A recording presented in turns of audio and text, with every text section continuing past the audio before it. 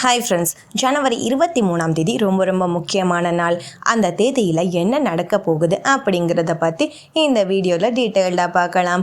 ஜனநாயகன் படம் ரிலீஸ் ஆகாமல் பெரிய பிரச்சனையில் இருக்குது. இந்த படம் இப்போதைக்கு ரிலீஸ் ஆகுமா அப்படிங்கிற நிலைமையில தாங்க போயிட்டுருக்கு. இன்னொரு பக்கம் தளபதி கரூர் விவகாரம் தொடர்பாக சிபிஐயில் சிக்கியிருக்காரு. இப்படி 2 விதமான ப்ராப்ளம் போயிட்டுருக்க நிலையில் தேர்தலும் நெருங்கிடுச்சு. மற்ற கட்சிகள் எல்லாருமே தங்களோட கட்சி பணிகளை தீவிரமாக செஞ்சிட்ருக்காங்க. கூட்டணிக்கான முடிவுகளையும் பரபரப்பாக எடுத்துட்ருக்காங்க.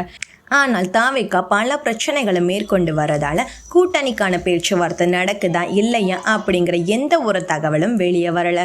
தேர்தல் நெருங்கிடுச்சு. இப்போ வரைக்கும் தாவேகா பக்கம் எந்த ஒரு கட்சியும் கூட்டணிக்கு வரலை. இந்த நிலையில் கூட்டணி சம்பந்தமாக செங்கோட்டையன் அவர்கள் ஒரு அப்டேட் கொடுத்துருக்காரு. அது என்னன்னா, ஜனவரி 23ஆம் தேதி தாவேகா கூட எந்த கட்சிகள் கூட்டணிக்கு வரப்போகிறாங்க அப்படின்னு தெரிஞ்சிரும்னு சொல்லியிருக்காரு.